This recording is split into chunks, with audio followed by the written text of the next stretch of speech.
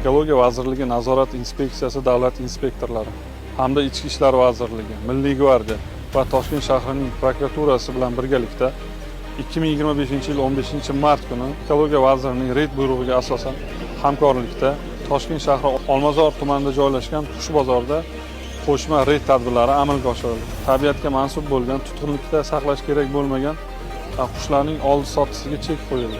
Ma'lum bir fuqarolar tomonidan sotilishi mumkin bo'lmagan, tabiiy sharoitda, tabiatda yashash kerak bo'lgan qushlarning sotilayotganligi holati aniqlandi hamda Qizil kitobga mansub toshbaqalarning sotilayotganligi ma'lum bo'ldi.